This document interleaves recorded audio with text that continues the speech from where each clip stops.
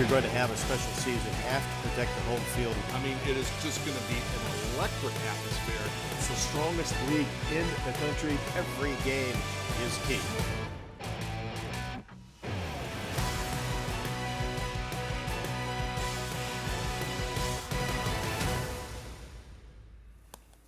Good evening. Welcome to the 24th year of Talk Sports. I'm Kevin Dolan, Rob Brooks. You weren't sure.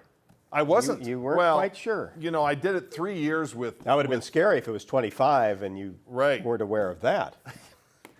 I did it 3 years with John True. Baer. So, yeah, and then we skipped a year, and it wasn't Mediacom then. It was a different cable provider. But you and I came in the year before, Hayden Fry's last year. Yep, Hayden Fry's last year. Right. And so I had to ask you, is this Kirk Ferentz's 23rd year? Because if this is 23rd, it's our 24th. So it's a good memory bullet. It is. And I can still remember that I was not able to be on set when they hired Kirk Ferentz and Mike Grimm had taken my place, talking about what a horrible move. I still, and I kid him about this every so often. I say, I think we still have that tape rolling around. Yeah, I think we do. Next time you want to do a one-on-one with Coach Ferentz, yes, we'll just throw that out there. And I think later on that year, I said, this guy will be the Tom Devaney of Iowa. And, you know, I was trying to pay him a compliment. But it turns out that's kind of what he's become. I mean, it's funny when you look at the black and gold in the NFL, they've had 3 coaches since like early 70s. You know, Chuck Noll and Bill Cowher, and now Mike Tomlin. And here Iowa has had 2 coaches since 1979. I mean, it's remarkable when you think about the longevity of the football coaching position at Iowa. Well, it is. And then you look at, let's take Nebraska, who just churns through coaches, and there's others. It's just that Nebraska played last week, so it's kind of top of mind. And I'm talking about Scott Frost in his 4th year. Well, if he doesn't get it done this year, we've got to make a change. Yeah. Who are you going to go get now? No, right. I mean, right. Just run through coach after coach after coach, and so rarely does that work. Yes. I mean, you go back to Alabama. I think Alabama is another perfect example. Really struggled after 3 Bear or 4 Bryant. coaches, right, maybe more than that, until settling in on Nick Saban. That's right. Mike Shula was there. There was several. Gene Stallings had some good success. Yes. Post Bear Bryant, but boy, Oklahoma was another case. You know, struggled until Bob Stoops got there. That's right. 500 or less. Or the ultimate, which was John Wooden at UCLA. I mean, when you think about it, just a remarkable achievement by Kirk Ferentz following a legend like Hayden Fry, who resurrected this Iowa football program into what it was, especially in the mid to late 80s. And then for Kirk Ferentz to come in and try to take this guy's place and look at the success he's had. I'm curious on, you know, he's not going to be a coach forever. I think is he 64 or 65 now? 66 now. And I'm just thinking to myself, who is going to take his place, and will they be able to, you know, put up with the Iowa fan base that wants to have the kind of success they had? Well, and I think that's the kind of the culture you bring up. Coaches that used to coach for a long time. Mm-hmm. I mean, John Wooden and Bear Bryant, and you know the greats, Bo Schembechler, Woody Hayes. I mean, lifers. Right. You see that in high school as well. Joe Paterno, yes. You see that in high school too. Yep. Used to be 20-year guys, 25-year guys, 30-year guys, 40-year guys. Well, that doesn't happen much anymore, and it's because of, you know, fans and parents and all the extra things that go into other than what happens on the football field. But in this climate, this day and age, to be able to survive that long, it's the administration, and it's obviously the coach and his staff, because there's not all highs. Right. I mean, there's some dips and there's some lows, but how do you navigate those lows? I mean, you take Matt Campbell. Right. If he goes 5-7 this year, which would be virtually impossible. Virtually impossible. I mean, you're not going to start calling for his job. No.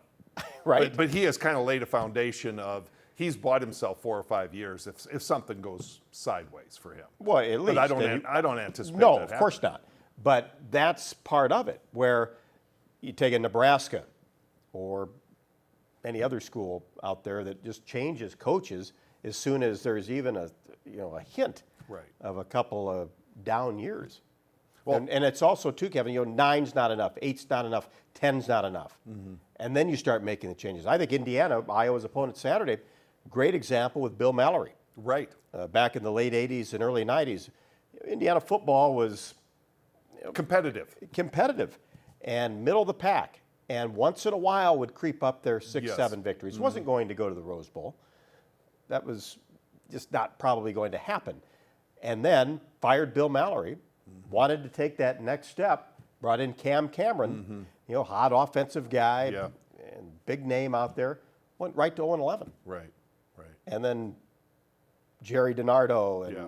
Well, and there would have been a couple good ones there. Was but Terry Hepner? he passed away, but he would have been, I he think, would- really good. Right. Yep. So 2 points before we go to our headlines. One, John Wooden coached UCLA for 15 years before he won his first national championship of like 10 out of 11. Yeah, but today that would never. No, that would never be last. allowed. No. And the other thing is, I have 2 at Xavier now, and my daughter, a freshman, has Tom Lilly as one of her teachers, and I'm like, Tom Lilly was coaching Regis in like 1985. Right.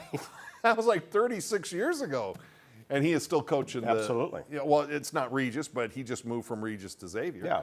So it's kind of crazy. Let's go to our headlines, and much to talk about, and obviously the start of college football season, and a huge game for Iowa. Indiana ranked number 17 on the preseason poll. First time they've been ranked since 1969 in a preseason poll.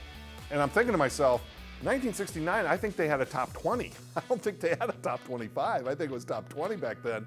But Indiana and Iowa, a big test for Iowa. In fact, these first 2 games are going to tell us a lot about the Hawkeyes. Yeah, you have to go back to 1991, last time Iowa and Indiana played, and we're both ranked, which is a day or 2 ago.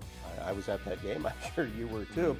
And yeah, I think that's been the talk all summer, right? The Hawkeye fans that you run into, well, got to be ready.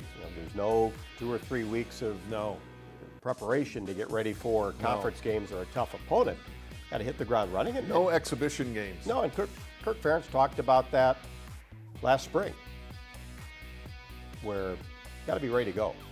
Not going to be able to kind of ease into the season, but you really shouldn't have that mentality anyway, because Northern Illinois has come in here and won. North Dakota State has come in here and won. Northern Iowa gave Iowa all they wanted back in 2009. So I think in this day and age of college football, with only 4 teams going to the playoffs and fighting for New Year's Day 6 bowl opportunities, you can't have a hiccup. And I think on Saturday, Kevin, if this is a game Iowa has to win. Right. If you're going to be a contender, if you're going to be a player Right. in the West, not that things can't change, but Right. boy, you want to get off to a good start and win your first conference game. No question. And you bring up the UNI Iowa game in 2009. Remember, that was the year that Iowa went to the Orange Right. Bowl. And I'm sure that UNI fans are looking back at that game, just kicking themselves, thinking, we had a couple of chances to win that thing field right at the goals, end, and couldn't get it done. And yet here's Iowa going to a major bowl. I mean, that was one of the still is one of the major bowls, one of those January 1st bowl games back in 2009. So this is a huge game for Iowa. I want to talk a little bit about the Iowa units and Indiana, but let's move on. UNI at Iowa State, and you remember last year Louisiana, who turned out to be a pretty good team over the course of the season. Yeah, we were following the Sun Belt. We were, pretty hard. and in fact, they're top 25 ranked this year, playing Texas in their first game. Right. UNI at Iowa State, and I'm not going to call this a trap game or anything, but UNI is always good. They're not going to be intimidated by going and playing the No, Iowa you remember it was Cyclones. three overtimes 2 years ago, back in 2019. UNI probably should have won that game, but didn't. But this isn't quite the UNI team of the last couple of years. I think it's going to take some development, and obviously running into an Iowa State team that's got a ton to play for, top 10. And I would think Iowa State will win this game by a couple of touchdowns, maybe more, pretty comfortably. But you're right, this is a game that UNI talks about all summer and all throughout fall preparation to get ready to go. I mean, this is a big game, and it's a sellout. Both games at Jack Trice, the first 2 weeks are sellouts. And just to go back to your point about no, non-conference games to kind of warm up with, it's a better scenario than last year, where they didn't even really have a spring camp. They had a limited fall camp, and then they weren't sure if they were even going to play. I mean, it was a crazy, crazy time. So this is kind of back to normalcy again, except for the fact that they start off with a ranked team in their first game. Right, but it's been going on in not only the Big Ten Conference, but other conferences where there's been conference games. It just hasn't involved the Hawkeyes. I mean, obviously last week, Nebraska and Illinois, Ohio State and Minnesota will open on Thursday. So it's happened. It just hasn't happened yet in Iowa City, so it's a new experience for a lot of fans that are going to go to the game on Saturday. And I didn't know this until I came into the studio this evening, but Drake is opening their college football season on Thursday. Yeah, West Virginia Wesleyan at Drake Stadium in Des Moines on Thursday. A lot of tailgating, a lot of parties going on before that game. And Drake did have an abbreviated season last year in the Pioneer League, but then they've got a couple tough FCS opponents. They go to North Dakota and might even play South Dakota as well. So they'll try to get in the win column before two Valley opponents here in the next couple weeks.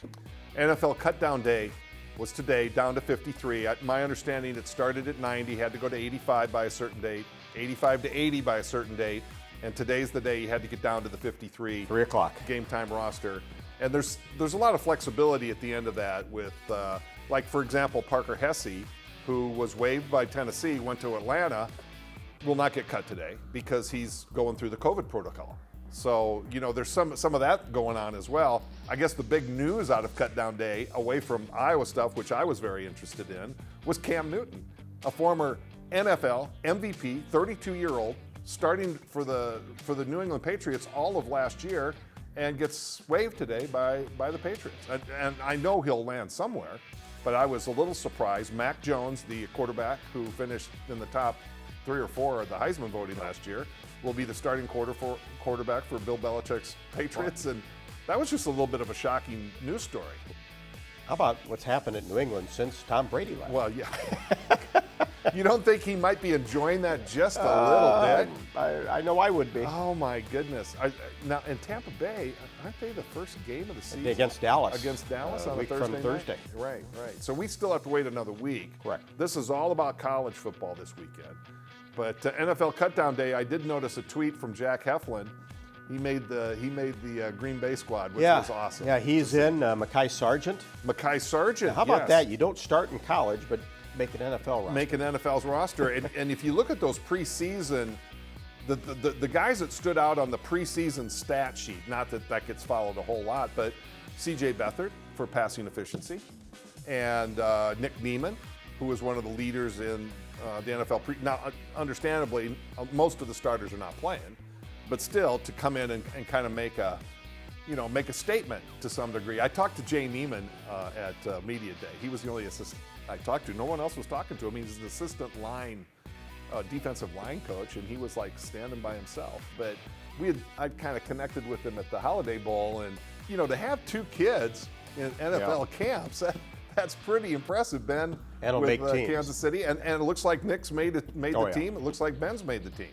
So will remain on the team. So yeah, it's kind of a fun day to follow the Hawks. Coy Cronk, you just mentioned to me. It's bittersweet. Bittersweet, yes. Really good for some and tough for others, but that doesn't mean your career's over. No. Injuries happen all the time. That waiver wire, every single team in the NFL is checking hard who got cut today. Right, trying to fill a need. And the Tour Championship, I did not watch the 6-hole playoff. Oh. Heard it was riveting. It really was. You couldn't turn it off. Oh, my. I was following it to some degree, but I was not able to watch it. And I'm not sure if I'm a DeChambeau fan or not. I'm just not sure, He seems like a very well-spoken guy, and then you hear about the thing with him and Brooks Koepka, who I'm not a huge fan of either. And then complaining about his equipment. Yes, right. And then the stop walking, Patrick. I don't think that's. I played with guys like that. You're on the green. Yep. You're 30 feet away from them, and they say, can you move just a little bit so you're not in my peripheral vision? You know, it's like, okay, no, I get it. I mean, things bother people. And I'm always very conscious about that. You don't want to be in line of sight. No. And you can be ahead of a player, but don't start walking. Right. I mean, that can be bothersome. And I love the way Patrick Cantley handled that, just by saying, you know, that happens. I'm a slow walker. Well, here's how he handled it. Ran in about a 20-footer for birdie on that hole.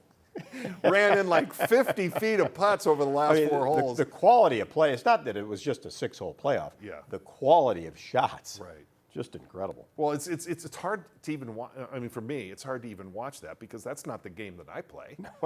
I mean, they're hitting the game anybody plays. I take out my driver and say I'm hitting a Bryson DeChambeau wedge, you know, because that's how far I hit my driver, is how far he hits his wedge. We're going to take a short break. We'll have more Talk Sports. I want to talk about the units for Iowa. Here's what I want you to think about, Rob. How would you rank the units? What are you most confident on offense and defense, and what are you least confident on offense and defense? I have my list. Okay. So we'll do that after this. My name is Keegan Johnson.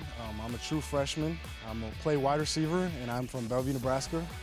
If I wasn't playing football, I'd be a soccer player. Hi, my name is Zach Van Valkenburg. I'm a senior here at the University of Iowa. I play defensive end, and I'm from Zeeland, Michigan. What a lot of people don't know about me is I like to read, especially nonfiction. Right now, I'm reading a book about Russian foreign policy.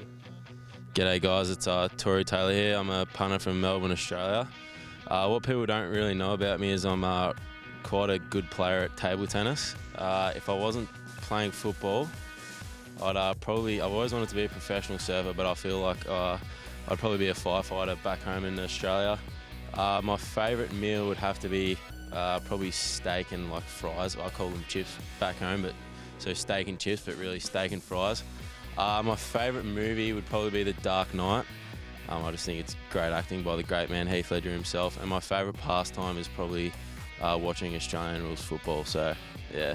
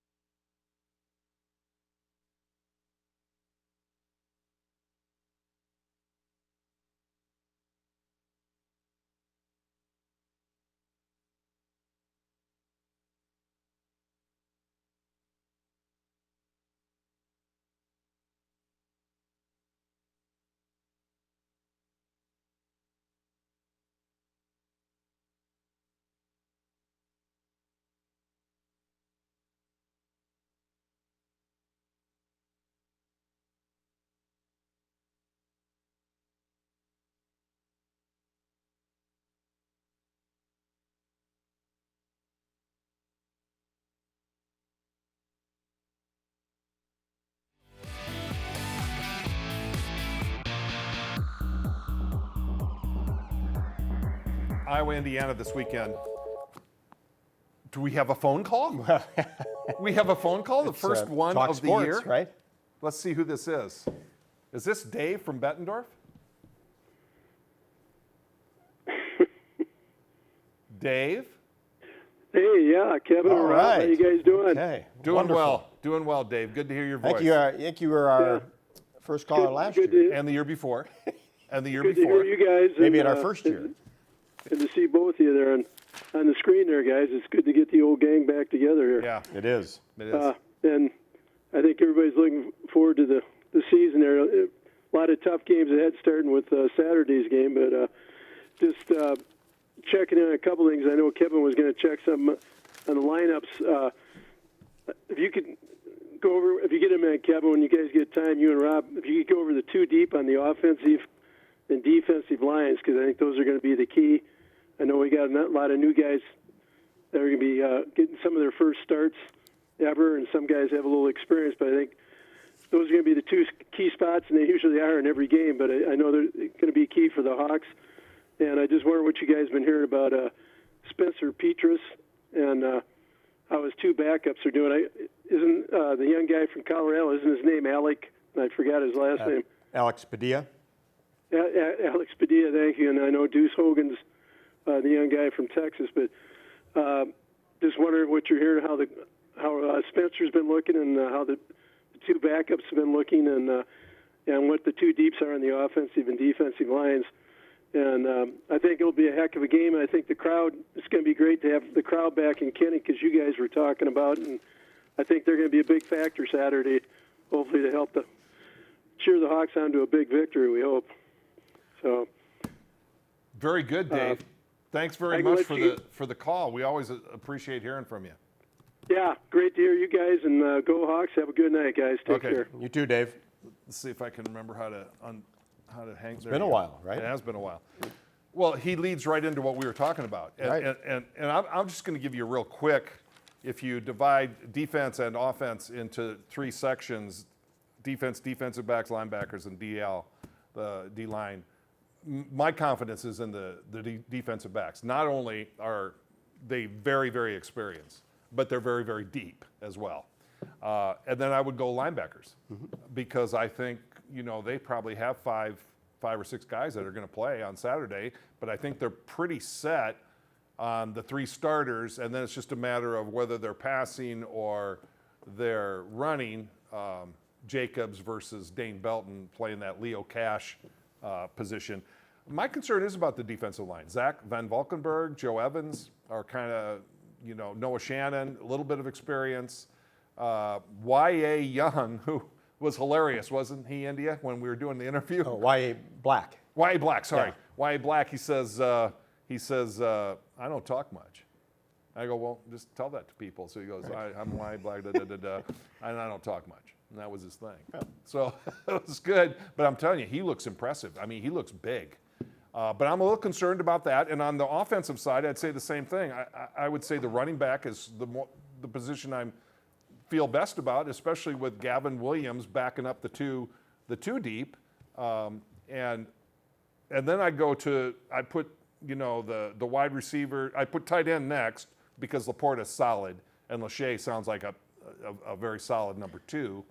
And then I'd put the wide receiver, quarterback, I'd put them in a tie because they're kind of dependent on each other. And then I'd have the offensive line because you have Tyler Linderbaum back, Kyler Schott's hurt, Justin Britt got some playing time, but there's not a whole lot of experience. But again, Iowa is known for its offensive linemen, and you start looking at some of these guys that are on rosters in the NFL, and there's a lot of offensive linemen from Iowa. Yeah, and I think the key thing, Kevin, and your order is right on. I think that's pretty evident. It's kind of weird where usually we talk about quarterback play, wide receivers, maybe a quarterback spot or two, curious about how they're going to perform. Usually it's really solid in the offensive and defensive lines. It's reversed this year because I think that's the two question marks, is how quickly these lines can produce. Because from a defensive standpoint, yeah, we can throw some names out there. Right? Joe Evans, right? Big play guy, but is he a 25 to 30 play guy? He's a linebacker size, right? John Wagner has played, been banged up off and on, and then Wyatt Black, we talked about him. He was going to play a lot last year at the beginning, and then was slowed by a camp injury, and then came on at the end of the year. And Zach Van Valkenburg, we certainly know him, and then some of the others are unknown commodities. Right. And I think the plan still is to play 6 to 8 guys along that defensive front. they've got to do their job to allow those outstanding linebackers to do theirs. Jack Campbell, I'm really excited to watch him play this year. Terrific athlete out of Cedar Falls. He's bulked up, put on about 30, 35 pounds since he came in, and I think really is heading toward Big Ten, all Big Ten consideration, and maybe more by the time he's done. And Dane Belton obviously secured in that spot. Justin Jacobs, I think, is an intriguing name to watch. Number 5. I just really liked what he did in the spring. I think he's had an outstanding fall camp as well. So see how much playing time he gets. And then you go over to the offensive line, and you mentioned some of the names, Mason Richmond, Jack Plum, Josh Volk out of Cedar Rapids Xavier, Connor Colby, a true freshman from Cedar Rapids Kennedy, came in early. So he got through spring ball. Matt Fagan. So we kind of know the names, Right. but just not much experience. And we've seen before where offensive lines take 2 or 3 weeks, sometimes even more, to really get into a gelling, cohesive unit. Really don't have that luxury this year. But the luxury they do have is Tyler Linderbaum at center. Correct. And if I'm not mistaken, it's Britt and Ince, right? Are the guards? Are the starting guards correct?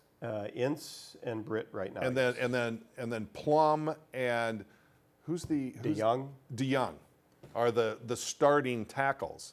But Kirk Ferentz said today, I mean, it's going to be 5-6 guys that are going to be rotating there.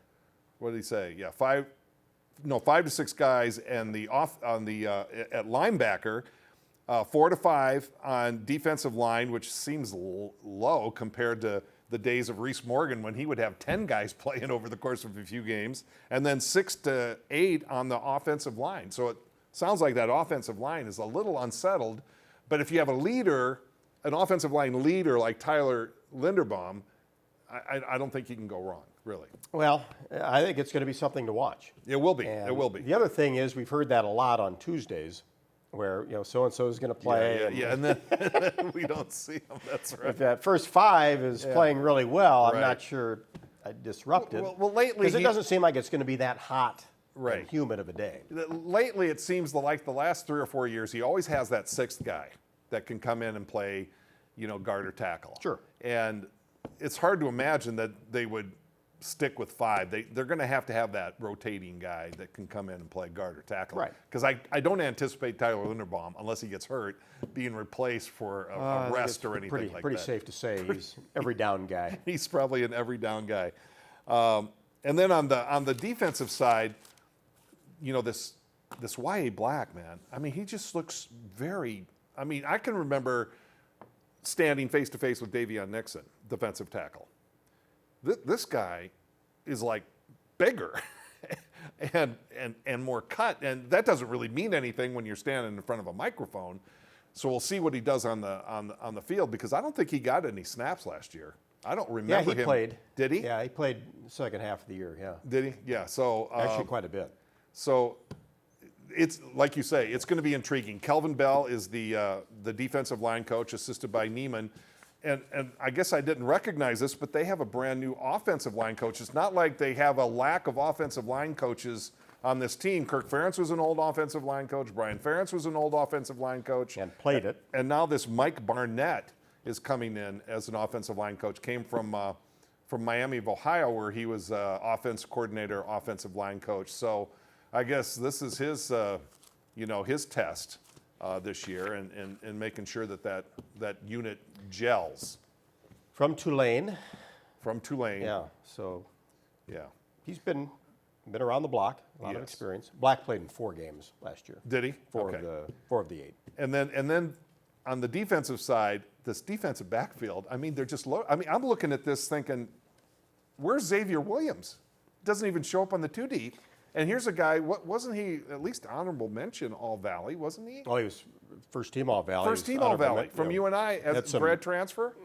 All-American consideration. He was hurt in the spring. Okay. And that, I think, really hampered his development. But I think has had a pretty good fall camp. Everybody's talking about him and liking what he's done. But like you said, there's a lot of bodies there. There is a in lot the of 2 bodies. deep, but we'll see. We'll see if he gets in there. So the 2 that I wrote down, Henry Marquez, Yep. who went from wide receiver to defensive back, got some playing time last year, especially in special teams. He doesn't show up in the two deep either. And yet, I'm thinking, I mean, you start looking at the guys with letter experience in the defensive backfield, and there's like 9 guys, for 4 positions. Maybe 10 guys for 4 positions. I mean, it's Sebastian Castro, another guy that we talked to at Media Day, is in the 2 deep. And I asked him, I said, did you get any snaps last year? And he goes, no, never got any snaps. And here he is in the 2 deep. I mean, so there's going to be some guys to watch this year, especially on that defensive backfield. And as you mentioned, linebacker just seems solid with Campbell and Benson and then Dane Belton and Justin Jacobs. Yeah, and otherwise not a lot of experience. After that, you've got Kyler Fisher, just a sophomore, and then Jay Higgins, a sophomore. 2 names that Kirk Ferentz threw out today. Yeah, that we know, but they're definitely behind these 2. Right. No question. We're going to take a short break. We'll have more. I want to talk a little bit about Iowa State before we leave the show. That and more after this. My name is Caleb Schudak. I'm a 6th year. I'm a super senior. I'm a kicker. My hometown is Council Bluffs, Iowa. My favorite meal is chicken noodles from my parents. So, My name is Joe Evans. I'm a 4th year. I play D-line, and I'm from Ames, Iowa. What people don't know about me is that I'm a twin. She lives in Iowa City, too. She actually works at the quarter, so I get to see her probably about every week, so that's always exciting. I'm from Ames, Iowa. My family actually moved to town because all of us kids were up here, so my dad's now the principal at Tipton, and get to go over there for family dinners about every week. So, my name is Kayvon Mayweather. I'm a redshirt junior. I play strong safety from Belleville, Michigan. If I wasn't playing football, I'd definitely be playing basketball. Coach McCaffrey, if you need a point guard, if you're down low, if you're low on people, I got you. I'm definitely available. After football season, though, a little bit after January, but I'm definitely down to come and practice with you.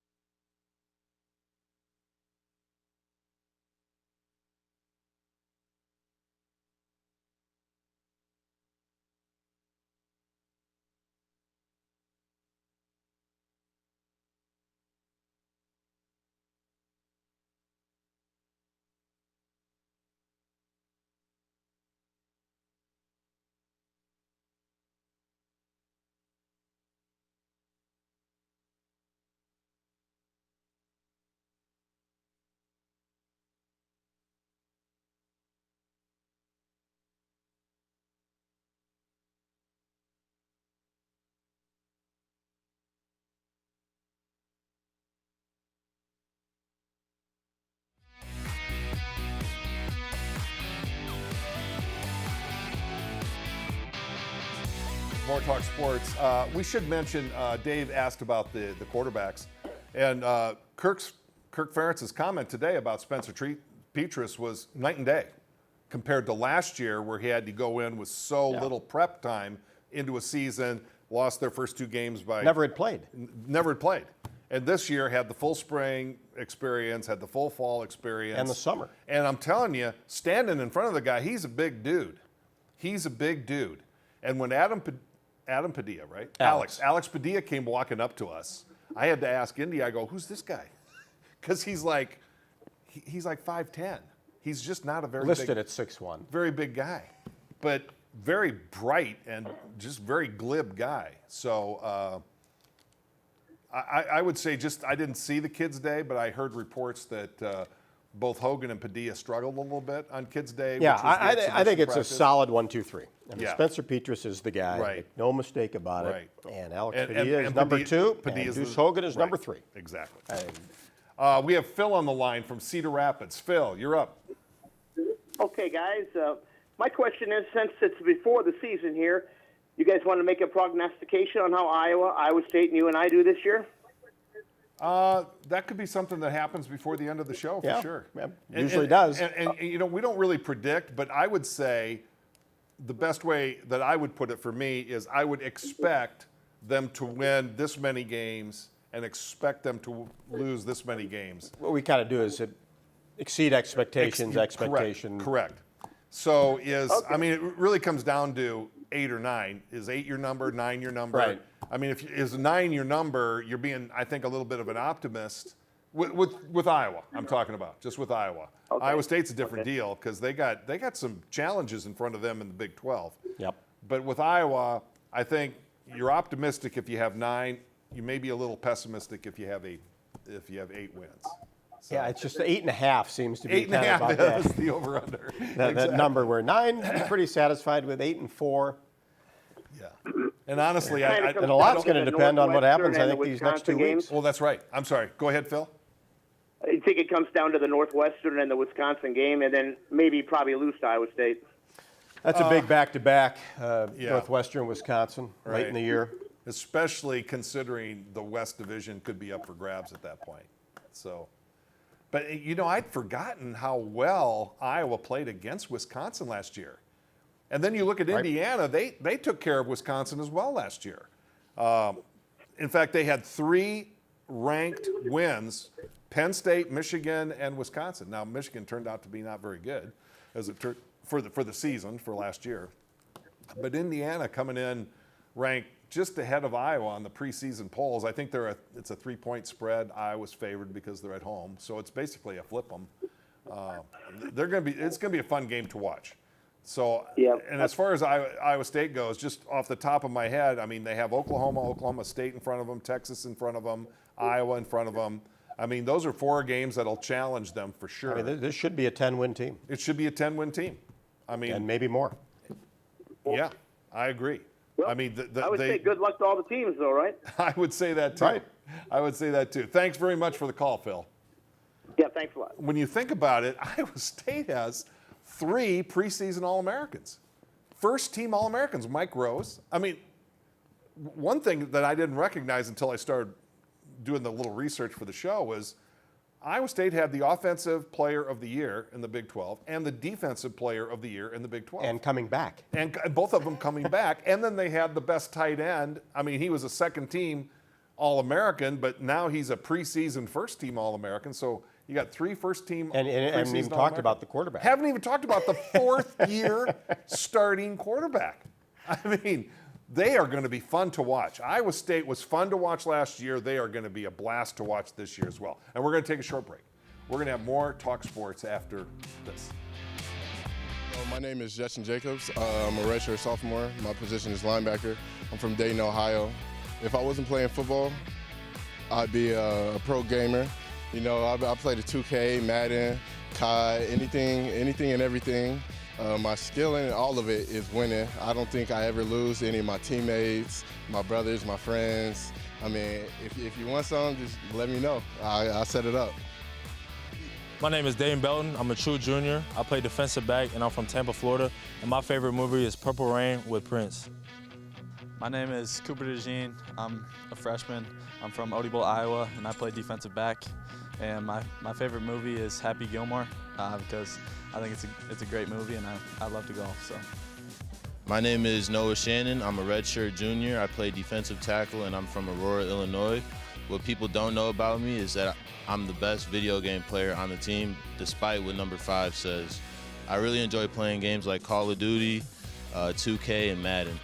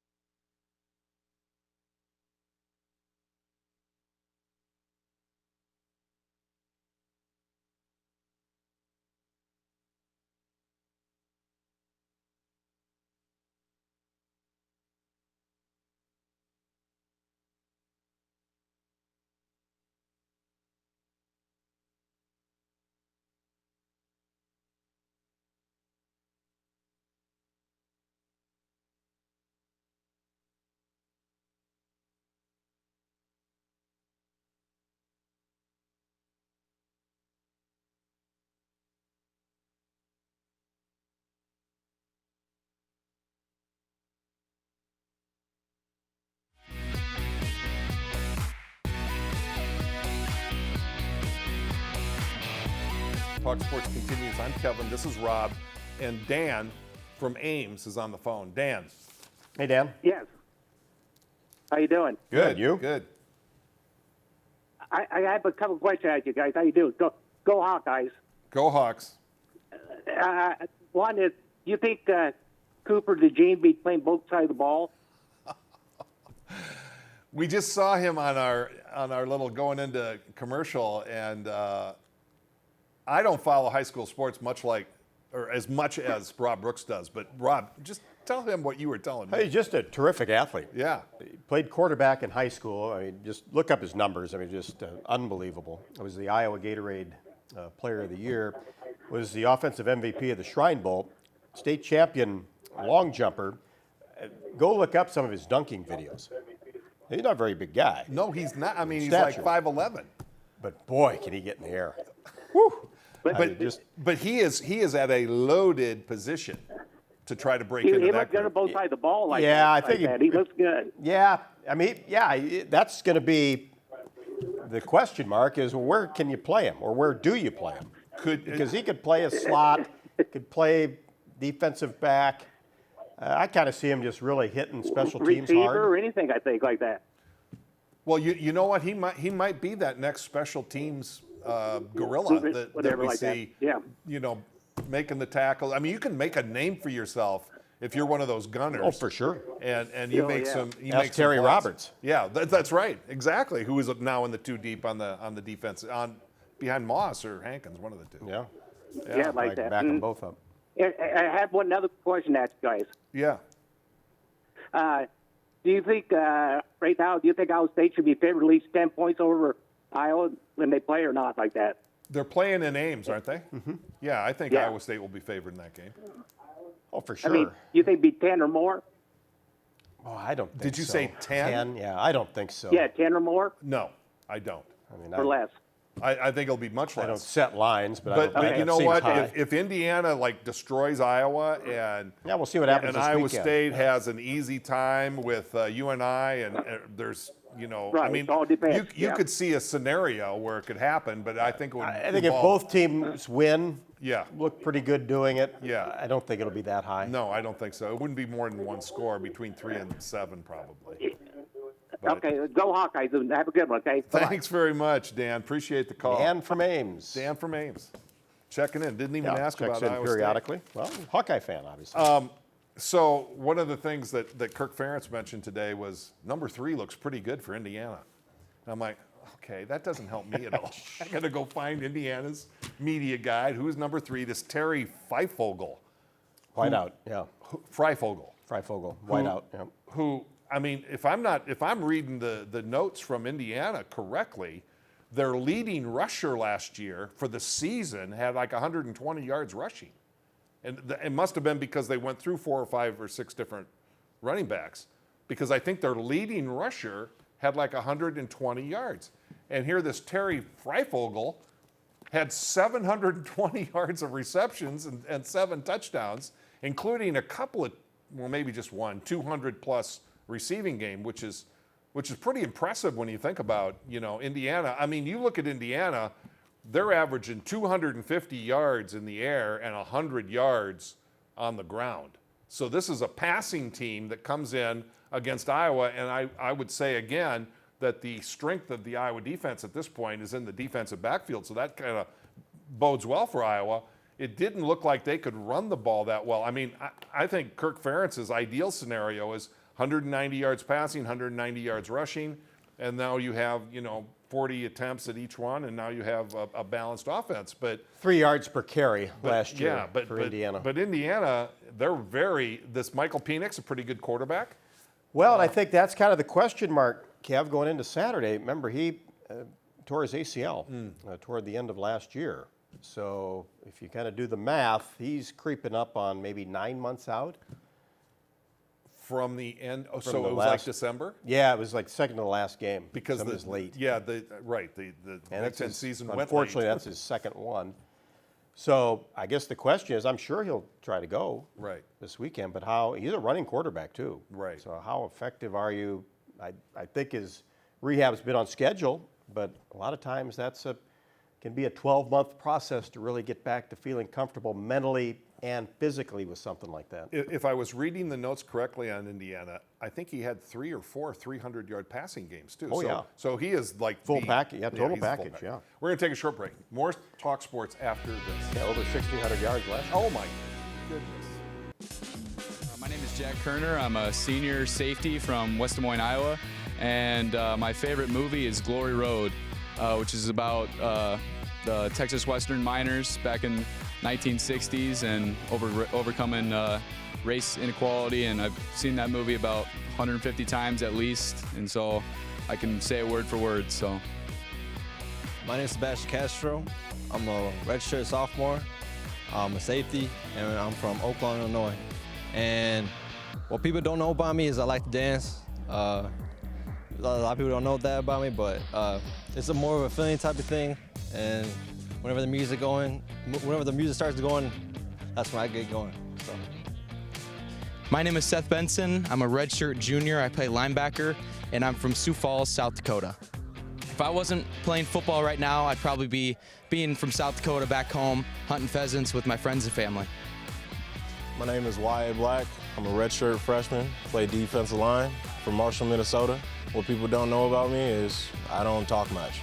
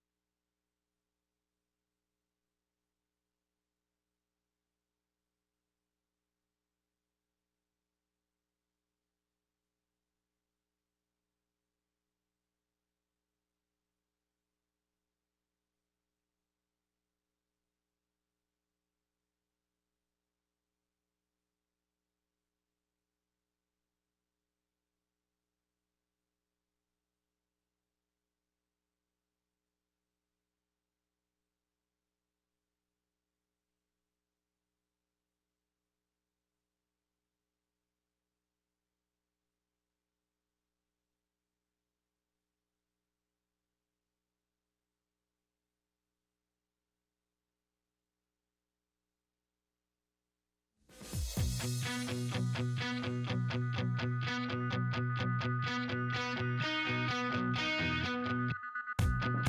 I think it's a night and day comparison, really. You know, last year he went into the season pretty much cold, no spring ball, no camp. And, you know, he's got 8 games under his belt, but he's also had a lot of time to practice beyond those 8 games and, you know, watch himself perform and learn more about himself. And he really is doing a good job in all regards, starting with the leadership part of it. He's totally committed and has been, and I think that experience is just allowing him to play a little faster now and a little bit more decisively. And for the most part, he's been pretty accurate and has done some good things. So it's interesting during camp. You know, you got ups and downs, and we're playing against each other every day. So it's a little bit of a different challenge, a unique challenge. But he made a couple throws a week ago. I guess it'd be tomorrow. That really, you know, we had a couple of plays in that practice that stood out. It was like, wow, these look like good football plays here. So, yeah, I think we're going to gain ground, and everybody's, you know, doing a good job around him, and anxious to see him play this Saturday. Yeah, it's definitely going to be a big thing, you know. The past year we got to, you know, hear each other more on the field, and I feel like moving forward this year we got to get back into hand signals and things like that because, you know, with the crowd being the way it is, and even more so after taking a year off, you know, I feel like the communication is going to be key for us, you know, with the noise. But I feel like it'll be a definite advantage, you know, having the loud fans in Kinnick, you know, giving that extra noise on third down for their offense and, you know, things like that. So I think it'll be a good. Yeah, I mean, it's just so easy to put expectations on, like you could put it on an individual, on a team, just throughout college football. And I feel like at the end of the day, like no one's really going to know until the end of the season. So, I mean, we kind of like try to eliminate the noise and just try to focus on us every single day. And like, that's all you can really do. So I just feel like we're just taking it day by day out on the practice field and not really worrying about our preseason ranking or what players we're going to have to play, just stuff like that. So, you know, last year we didn't really have a spring ball or a team camp. So going into the game, we really couldn't build any type of chemistry or any type of timing with each other. So going into the game, it was like I felt like as a team and for Spencer, we weren't comfortable. And now in Spencer, and I've seen him from spring ball to camp and now going into preparation game, that he just seems more comfortable in his reads and his keys, and everything I'm seeing from him is he's been doing a good job. You know, for us as a football team, when we don't turn the ball over, we win the game. You know, it's like over 90% of the time. You know, it's a really important stat. So, you know, that's if we're throwing the ball, it's up to me to take care of the football. If we're running the ball, we need to have great ball security, that kind of thing. Because turnovers, you know, can kill a team, and you know, it's gonna be a huge part of the ballgame. You know, watching Spencer Petras talk to the media there, it makes me think of, you know, the skill players that he has surrounding him and the confidence he's going to come in with those 8 games behind him, a 6-game win streak behind him. And we talked a little bit about I think the strength of the team is running back because, you know, they got Tyler Goodson back. As long as this offensive line, right. Obviously that component comes together. And then Kelly Martin coming back, and it was funny because when he walked over to us, I said, Ivory Kelly Martin.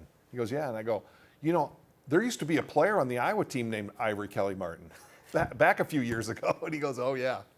Because he has missed never heard that one before. He has missed a lot of games in the last couple of years. Yeah. But he was so quick, and he was so skilled with his feet. He's not what you call a bruising running back, but he is going to be fun to watch. And then I remember this Gavin Williams late in the year as a pretty punishing runner, if I'm not mistaken. This LaShawn Williams, I'm not familiar with. Kind of runs the same way as Gavin, and both had outstanding springs, and boy, could fight for some time because obviously Ivory Kelly Martin coming off that ACL injury really late in the season.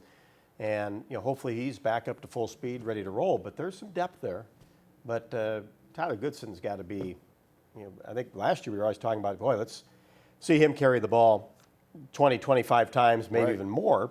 You know, there's going to be certain games where that's going to be called upon, where he's the type of guy that just gets better as the game wears on, and you're just a lot more comfortable when he's in the contest. Well, and plus I think the defense is looking at him going, really, him again?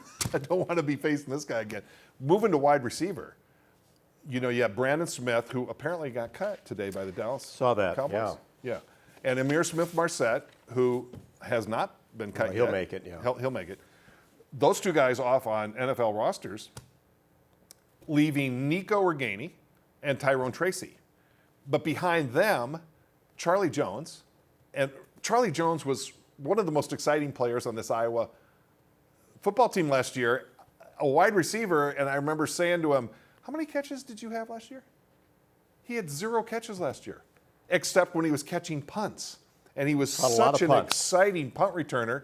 Charlie Jones, and then who's the backup? Keegan Johnson is the other 2 deep. But then you start adding Arlen Bruce. Max Cooper is still on the team. Yep. There's just a lot of guys there, competing for playing time, and I think it's going to be who's Spencer Petras going to be really liking in this offense. Well, I think you look at the wide receiver position the last couple of years, Kevin, and they really don't go very deep. It was always, Brandon Smith was always in there. Amir Smith-Marset was always in there. Reganey said no more than 4, right? Typically. Right. Now, does that change this year? They go to more 3 sets, double wide sets. Do you split out Laporta? Right. So how does that throw into the mix? Because I don't think you talk about tight ends, and Luke Lachey is the backup, but there's not 3 or 4 of them. And with the tight ends at Iowa, we always kind of had that specialty. Weeding he was the blocker. Right. Sean Byer could get down the field. Who incidentally did get cut today. Yep. But who knows? Could get picked up. That's right. Exactly. It's playing on the same team. Phone might be ringing tonight. Playing on the same team, playing the same position as his old teammate Noah Fant. Yeah. So, yeah. And that's the other thing about, you mentioned those preseason games. Get good film out there. Right, exactly. Good practice film. Right. Good film in the preseason. We're going to take a look. For a defensive lineman like Jack Heflin, kind of made a splash a little bit. Raising some eyebrows. For a interior defensive lineman, was showing some quicks and probably gets a lot of playing time. Well, got started at Northern Illinois, all conference, came to Iowa, made his way to the University of Iowa, and now going to be on the Green Bay Packers 53-man roster. That's all the time we have. We'll be back next week. Rob, it's good to see you again. Good to see you. Good to be back in the studio with our new digs here, so it's good. Right. Exactly. Next week.